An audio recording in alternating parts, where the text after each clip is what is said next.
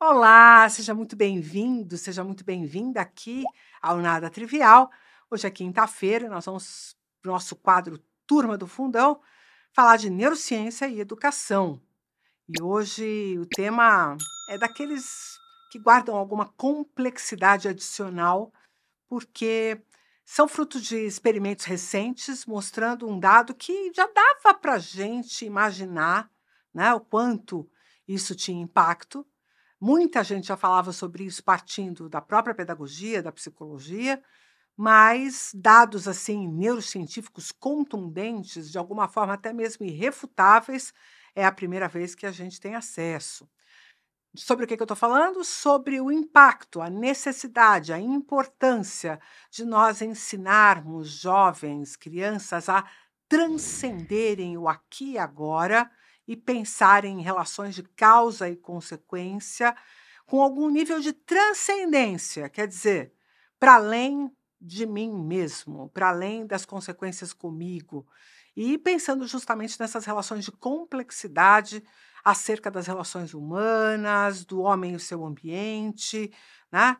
O ser humano e o seu ambiente, e sociedade, cultura, filosofia, religião, ética. Temas esses que no novo ensino médio foram simplesmente banidos, não é? Num dado momento, alguém disse assim: não, não precisa de sociologia, não precisa de antropologia, não precisa de filosofia, não precisa de nada dessas frescurinhas aí das ciências humanas, quer abraçar árvore, né? E o aluno também que tem dificuldade em ser introduzido nesses temas, porque isso requer que desde sempre as perguntas que são provocadas, né, que são eh, né, postas na vida do indivíduo tem que já vir com um tempero a mais, né? É, é uma história, uma fábula que já tem uma relação de pais e filhos mais um pouco complicada, e não aquela historinha da Peppa Pig, né? Que é um pouco mais simples de ser resolvida.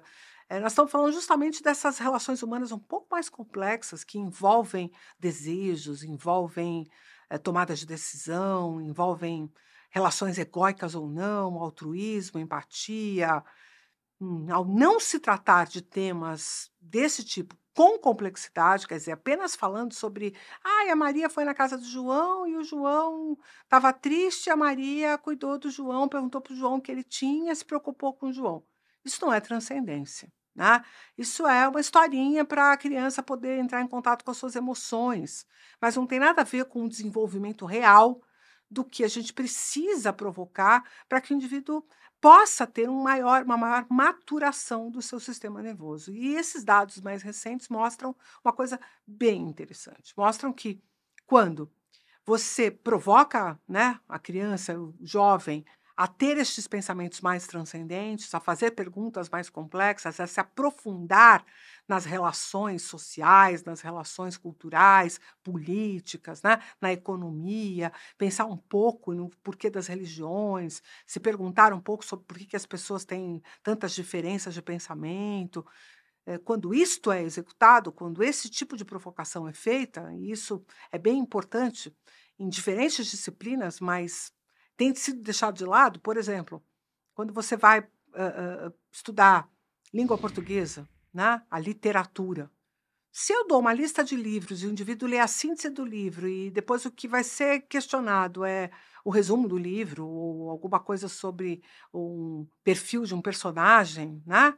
Obviamente que a pessoa não vai precisar se aprofundar na leitura, né? Ela consegue responder essas coisas factuais ou algum detalhe que veio, né? Que é bem claro ali no livro, uma coisa bem óbvia, e ele responde de bate-pronto, responde porque aprendeu, né, numa lista de livros a serem estudados, o que é importante, né, ao invés de realmente ter se debruçado naquela literatura. Depois a poesia e seu impacto, né, justamente em mostrar essas ambiguidades, em mostrar os contraditórios, hã, tantos elementos tão importantes na arte também, que nos permite fazer essa investigação, e o bom estudo de história, um bom estudo de geografia, mostrando ocupações, né. Por exemplo, agora a gente está vivendo esse dilema absurdo no Oriente Médio, né, desde sempre, porque veja bem, Foi justamente naquela posição geográfica de mundo que o Homo sapiens e o Homo neanderthalis tiveram um dos principais embates,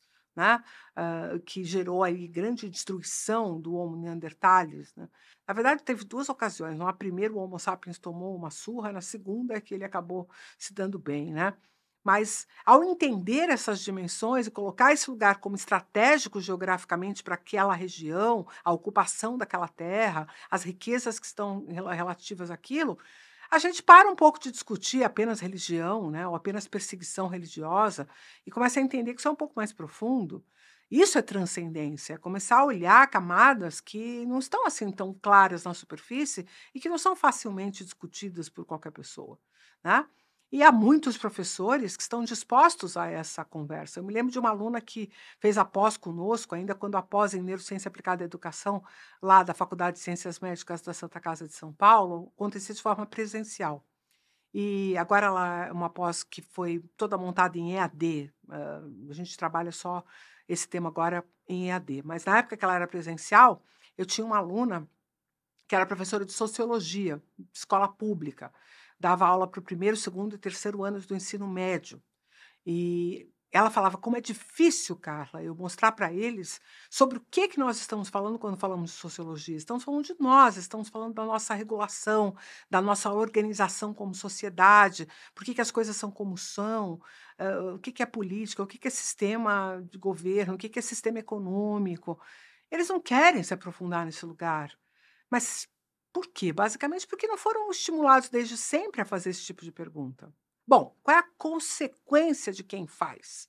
Porque aqui está um ponto muito interessante.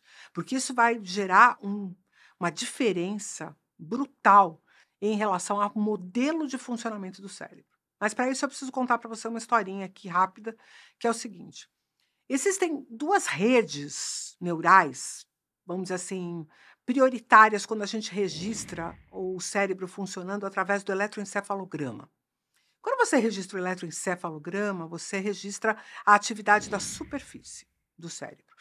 Ou quando você mesmo registra a ressonância magnética funcional, que você consegue pegar camadas um pouco mais profundas, você percebe claramente 2 padrões de funcionamento que são chamados de padrão executivo, ou rede executiva, e uma outra rede chamada de rede modo padrão, né?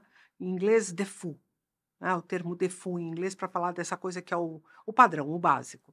Qual a diferença entre as 2? A rede modo padrão é a rede das suas, sabe quando você fica wondering, pensando sobre as coisas e pula de um pensamento para outro, reflete, faz comparações e pensa numa coisa, daqui a pouco está pensando em outra. Você não tem um objetivo claro em resolver um problema, né? Você apenas está divagando acerca desses temas e ampliando o seu questionamento, ampliando sua forma de ver o problema. Já a rede modo executivo é uma rede que tem uma direção clara, ela está procurando resolver um problema. Ela tem uma intencionalidade, ela está buscando recursos, né, dispersos no cérebro para resolver aquele problema. Agora, esse pensamento mais elaborado, esse pensamento mais complexo, ele implica que essas 2 redes funcionem meio que juntas. Quer dizer, a rede executiva começa a pedir para a rede modo padrão recursos para justamente ampliar a sua capacidade de análise. E essa integração entre essas 2 redes, ela deve acontecer de forma mais automática. Não obrigatoriamente o indivíduo tem que parar e falar: "Agora terei que fazer um raciocínio mais complexo". Porque se nós dependermos disso, esse raciocínio mais complexo só vai acontecer em momentos muito específicos onde ele foi direcionado, e não se torna o modo em que o indivíduo opera no mundo. E quando a gente educa alguém, nós não queremos que essa pessoa só consiga usar aquele recurso mediante um estímulo específico ou um controle específico. Nós queremos que o indivíduo tenha aquele recurso como posse, como seu recurso básico, né, de operação. E para isso essas 2 redes têm que aprender a se conversar.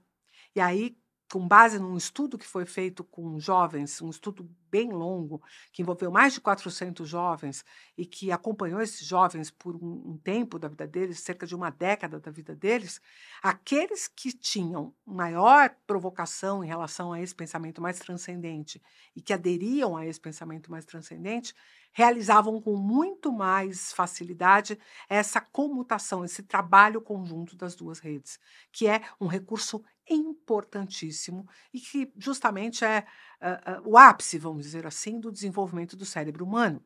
Quando você diz assim: "Ah, essa pessoa tem uma reflexão superficial, essa pessoa tem um pensamento raso", é sobre isso que você está falando.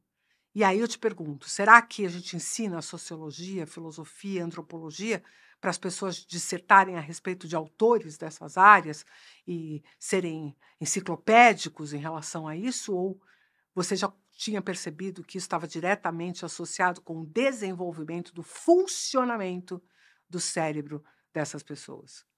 Uma vez que o cérebro funciona nesse modelo de forma automática, fica muito mais fácil para esse indivíduo operar nesse tipo de modelo de forma automática também.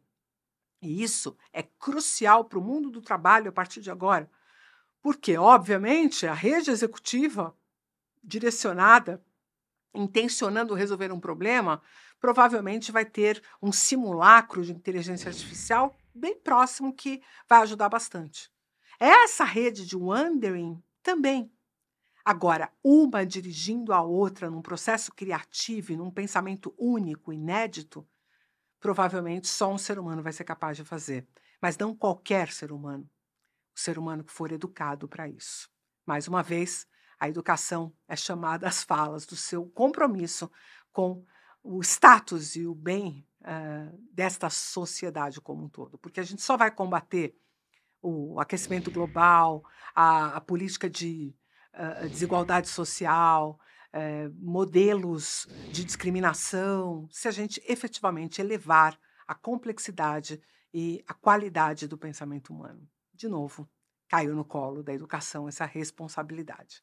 É isso, professores, é isso, prezados pais que acompanham aqui o Nada Trivial, a bola está com vocês. Um grande abraço, espero que você tenha gostado desse vídeo. Não esqueça de deixar a sua curtida, compartilhar com quem você acha que pode se aproveitar desse conteúdo e prestigiar a nossa equipe do Nada Trivial, que, né, se empenha para fazer conteúdos de qualidade, vídeos de qualidade para você. Se puder, use aí o Valeu, o recurso do Valeu, para poder mostrar o seu incentivo a esse time e a esse trabalho. Um grande abraço e até o próximo.